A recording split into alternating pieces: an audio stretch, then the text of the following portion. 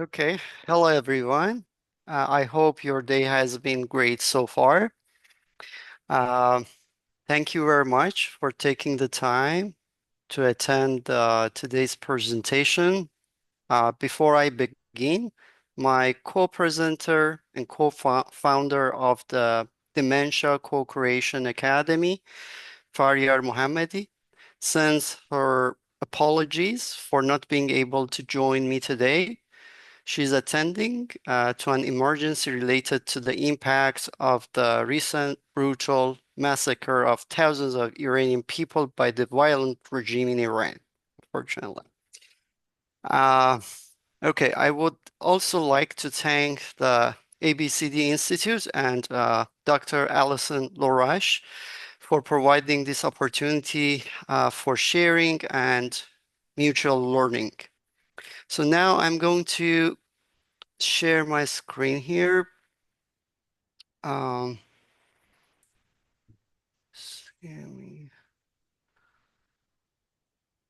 Okay. Okay. I hope you can see my screen right now. You can see Okay. it. Okay, wonderful. Thank you, Allison. Uh, okay. Uh, so yeah, I'm Farhang Far, a co-founder of uh, Dementia Co-Creation Academy, an inclusive recreational initiative rooted in assets-based community development. And this is a photo of our community. Today, I want to share our brief story and a practical framework we call asset-based collective recreational learning and therapy as a way to craft inclusive communities. And all photos in this presentation are original, taken during our programs. And yeah, this photo captures a moment from our community-led initiative program, which began about 2 years ago in Burnaby, Metro Vancouver, BC, Canada.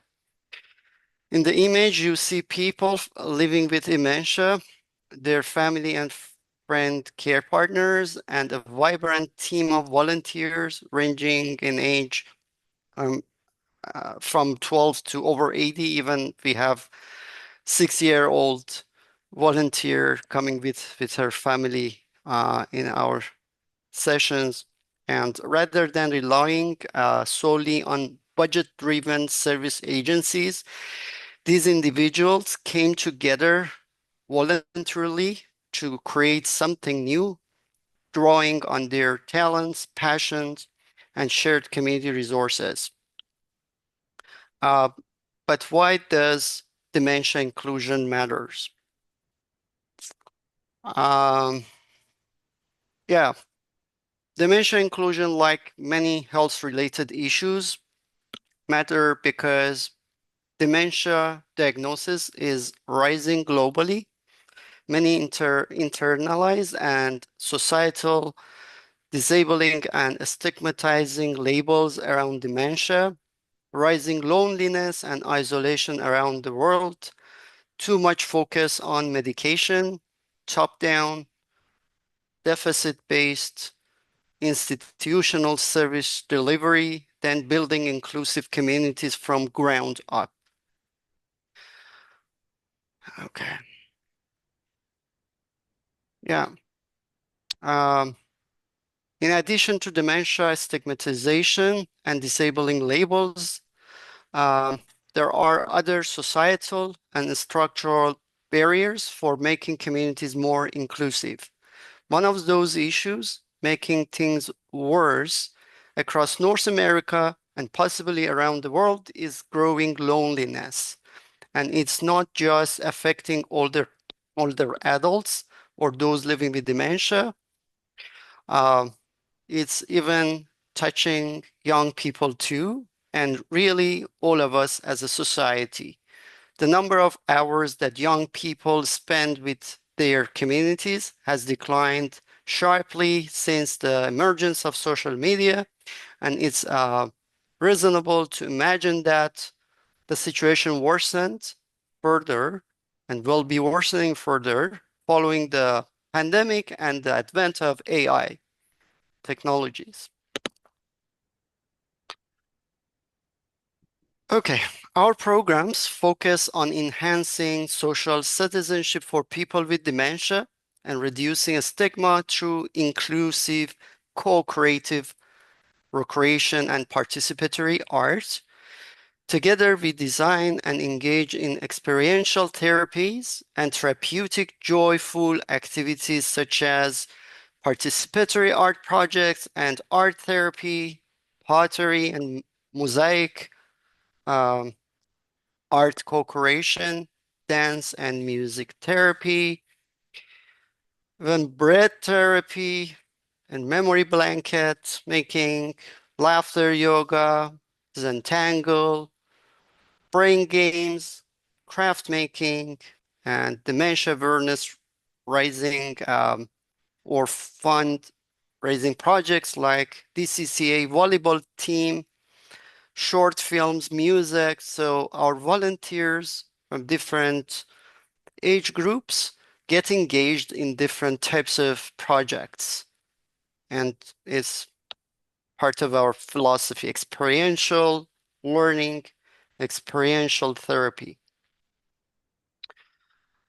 Um, so let's look at the research from Canada, the UK, and beyond, which has shown that participatory and inclusive therapeutic activities can significantly improve the physical and mental health of people living with dementia and other people as well as a society community. These approaches help reduce anxiety and depression, lower reliance on medication, and foster a stronger sense of belonging, purpose, and hope, bringing an opportunity for inclusion, respite, and renewed meaning to the lives of both individuals with dementia and their care partners. However, today we want to highlight something deeper: the citizen-driven or people-driven and inclusive nature of this kind of initiatives. This project was not launched by institutions or funded programs. It was built by volunteers, including those living with dementia, family volunteers, youth, neighbors, community partners, volunteer artists and therapists, and even international volunteers who connected originally and chose to, from their original motivation, internal motivations, and in an organic way, chose to co-create and co-lead an inclusive community. It's not for people with dementia, but with people living with dementia and with anyone who wants to make a personal, meaningful impact through grassroots action, which is the principle of ABCD. So it's not a tokenistic, superficial project because we are not told what to do, nor are we paid for entire project to do it, except for a partial fund from the University of British Columbia for art supplies under the program Building Capacity Project, which came to an end last year, but now this program is sustainable, is going forward, not relying on budgets. This project is rooted in the principles of ABCD. So we briefly go over some principles of ABCD a bit later if we have time. So in this photo, you see another image of our diverse community. So today we don't have time to show a short clip which reflects our members' experience. So I invite you to watch it after today's session in our website. It's a short clip. Um, so yeah, let's get to the ABCD approach versus budget-driven efforts.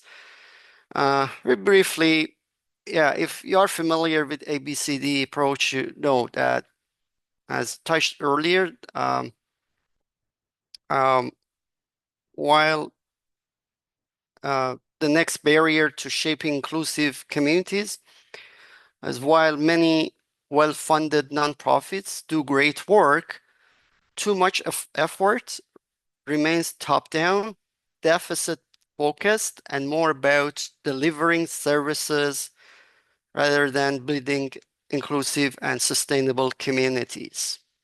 And these kind of programs in our communities mostly or merely relying on service delivery contributes to stigma and keeps people labeled as clients instead of um, self-determined citizens with gifts to share. Um, and also um, having participants like people with dementia isolated from other groups of the community. If the purpose of this program is uh,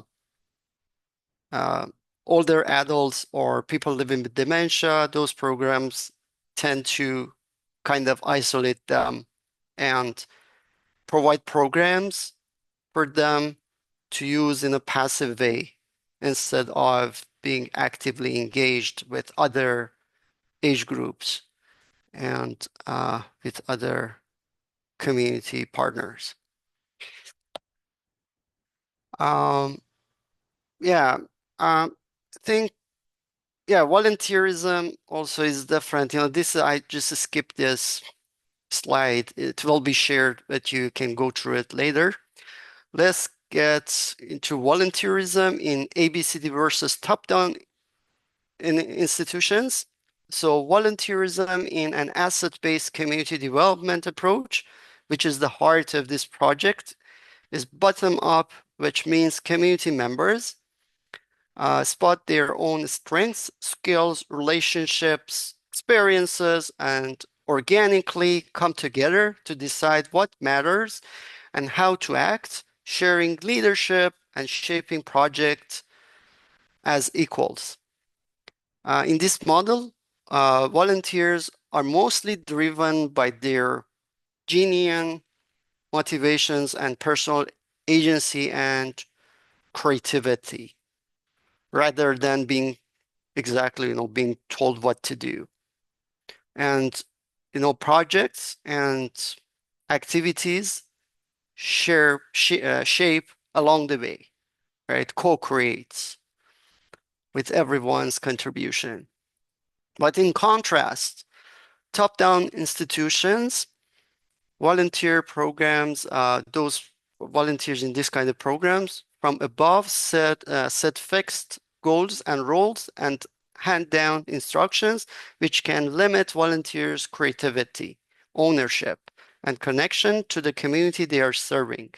In top-down model, volunteers could be mostly motivated by external incentives like a reference letter or work experience as a newcomer in a community like Canada.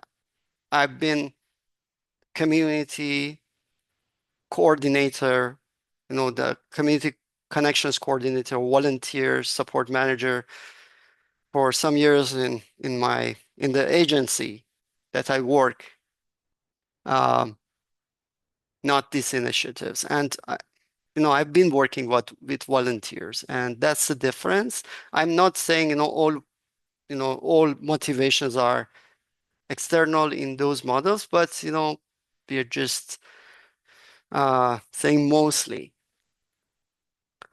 And no need to say that when we talk about assets, we are talking about different types of assets, including individuals, associations, clubs, groups, institutions, physical or place-based assets, connections, networks, and etc. Um, so the Dementia Co-Creation Academy is a true example of an asset-based community development initiative.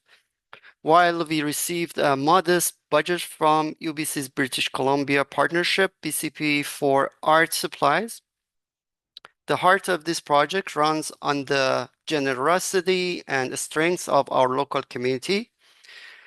Um, Here is how our community came together. For example, a retirement residence offered space and coffee. A local studio from the private business shared its venue and artistic talents for some of the projects. A grocery store donated fruit trays. A nonprofit provided pastries and also liability insurance, and also, if needed, uh, to do the volunteer screening, they shared their resources.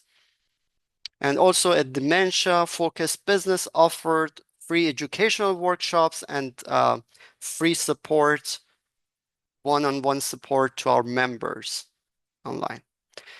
Um, but the real engine behind this kind of initiatives is the creation of a free, safe, joyful, and empowering space where people are free to express themselves, connect with others, and build something meaningful through creative and recreational volunteerism in an agentic, supportive, and safe environment. So creating that kind of environment, it would be the first step. And basically, we start with that safe and free space, and then, things will be co-created together. In this model, active residents, including very diverse volunteers and those living with dementia, co-lead the project. You see the small brown circles, and this is, I think, popular diagram. And community partners step back from leadership roles. Those institutions and organizations only offer their support when needed. You see those blue triangles? They are happy to support because the initiative helps them to promote their services in the community and fulfill their corporate social responsibility. It's a win-win for everyone involved. But in some communities, it takes time, right? It takes patience and time. Um, okay. So next slide. Think I have 10 minutes left, right? Allison? Yeah, if you want to continue Okay. on through, there's no messages in the chat. Okay. Thank you very much. Um, so at DCCA, Dementia Co-Creation Academy, volunteers contribute their personal and collective assets, and in return, they experience therapeutic benefits through co-creation and connection, and renewed sense of purpose and belonging, opportunities to learn and grow together. Our volunteer base is culturally and intergenerationally diverse, including professional volunteers, registered therapists, artists, nurses, recreation specialists, family volunteers, and international volunteers from Iran and Oman. They contributed to the project by creating films and even wristbands they sent to us. You know, it's we don't have time to get into the details. So we had 30, at least 36 volunteers from various age groups, ethnic backgrounds, and racialized communities, including immigrants and women with professional expertise in this model. Volunteers aren't passive helpers, they co-create, learn, design, and lead. Each family or volunteer can receive a small budget to or supplies, also mentorship, support, and creative autonomy to develop dementia-friendly and inclusive dementia-related projects individually or with their network of family and friends. Um, yeah, that's a learning opportunity for everyone. And as you see in this slide, yeah, volunteers created different projects during the past 2 years. You can find their journeys and self-reflections in our social media pages on our website. They have, according to, if I'm not sure if you know, regenerative journalism, how in asset-based community development projects, once you want to evaluate your project, story harvesting is one method important. So we did that. We had some surveys completed by the volunteers and participants, and also we, some of our volunteers were happy to reflect on their experience through recording some videos. You can find those videos in our social media and those projects. Um, so yeah, you can find the information there. I don't want to take much time about impact. Um,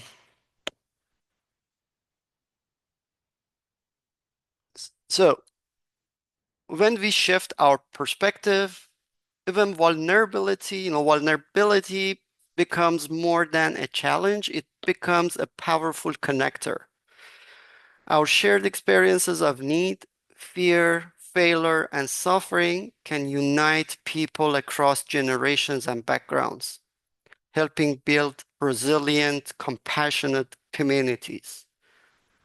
Without such inclusive spaces, challenges and barriers remain isolated and isolating. But within them, collective healing becomes possible. So here, dementia was only a reason for the community to come together, do something that helps everyone to learn and to feel better and feel connected, to build community. Um, yeah, from this lived experience, we distilled a simple but powerful framework. We call it ABCRLT, Asset-Based Collective Recreational Learning and Therapy.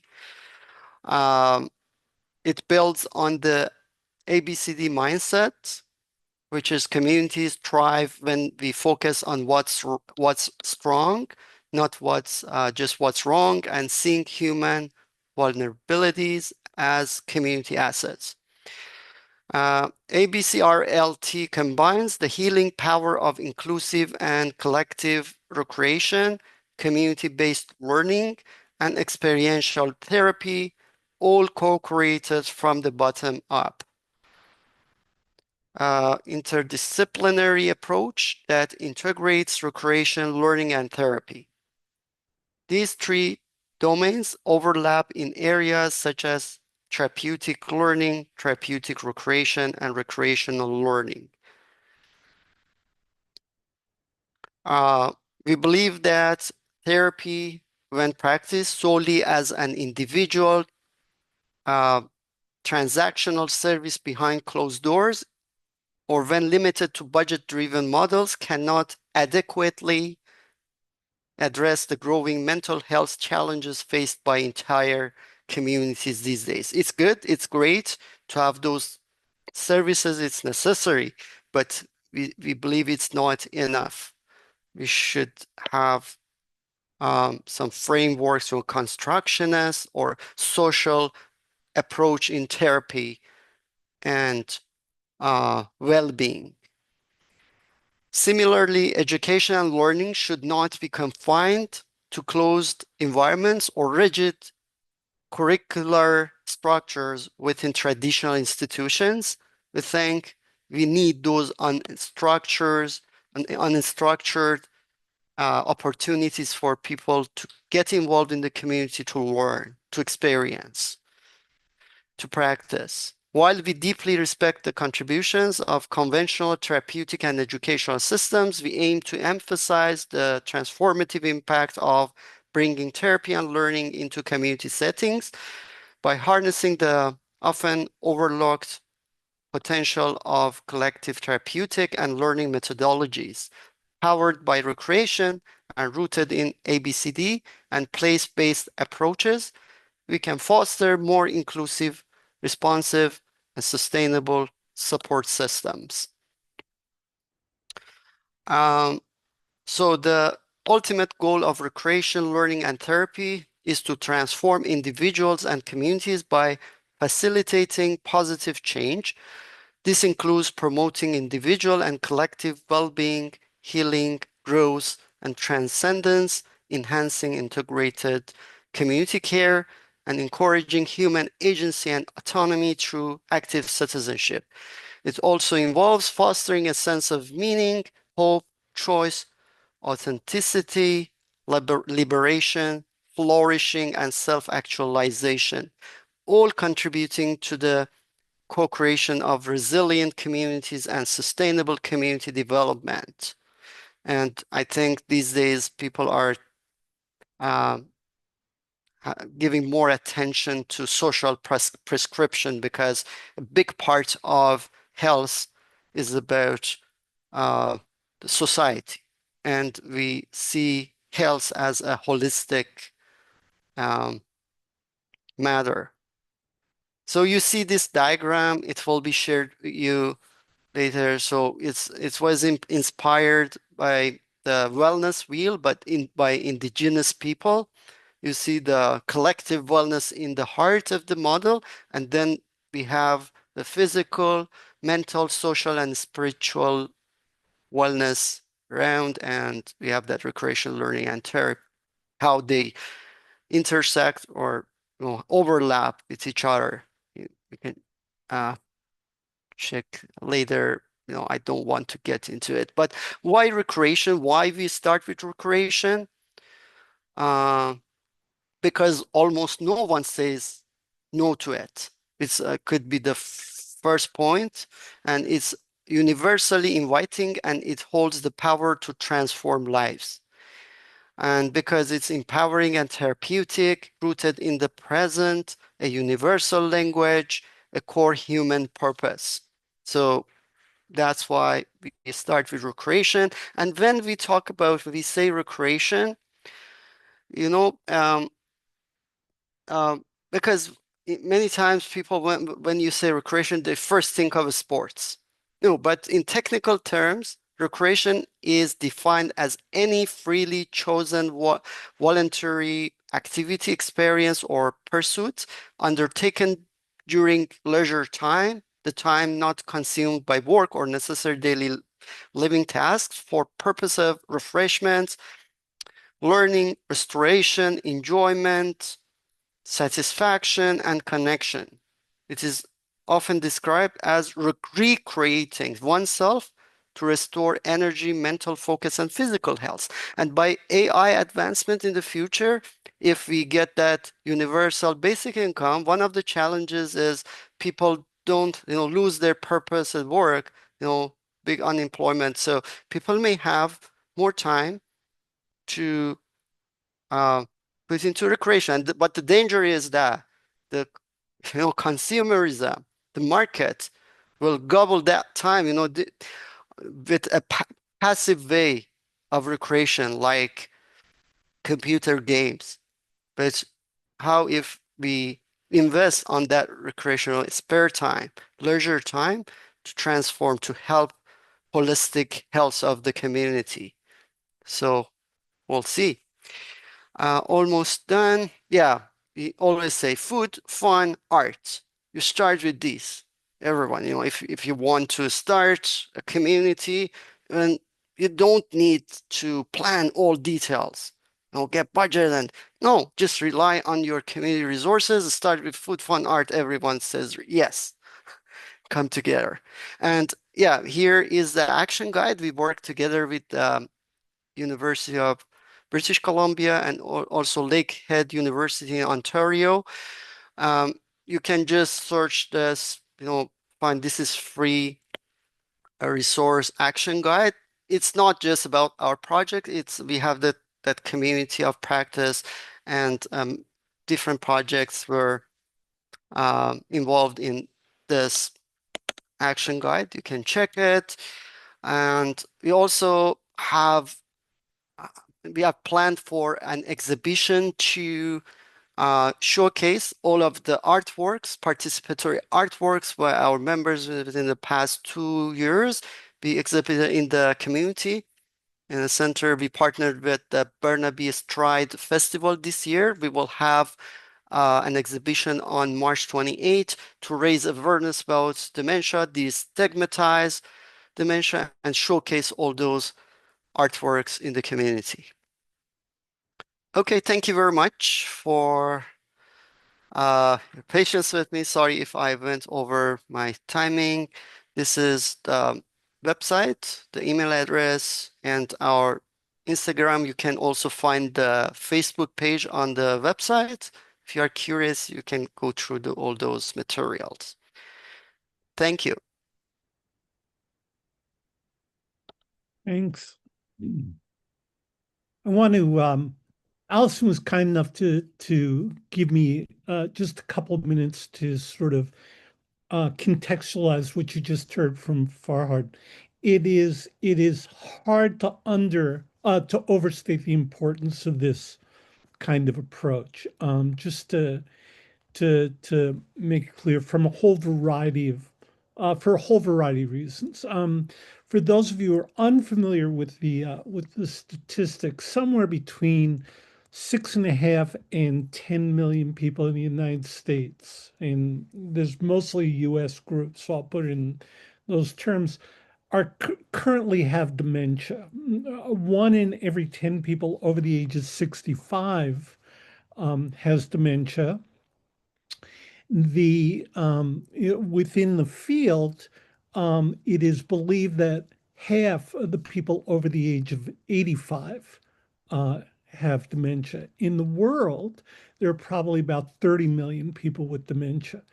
Dementia is in intensive requires incredible amounts of intensive care. So just looking at the larger community engagement piece, the whole idea of the number of hours of care that's required to actually care for a person with dementia makes it that much more important that we take activities are there in which people feel empowered and engaged, which is the exact direction that the project of Farhar is describing.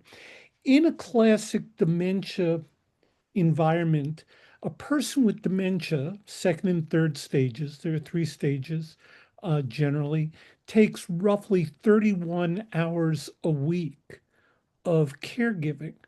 And that's often care provided by a friend of the family, relative, some volunteer. It has unbelievable impacts on the lives of the caregivers themselves. So the more people with dementia feel empowered to engage in the community, the better it is for people in the general community in as they engage. And in fact, if you started to look at how many hours a month people with dementia receive in the US, there's an unbelievable figure. About 1.53 billion hours of care are delivered to people with dementia, right? So imagine then people with dementia engaging in activities in ways that they determine, in ways in which they feel their citizens, as Farhad describes, does just for the larger community itself.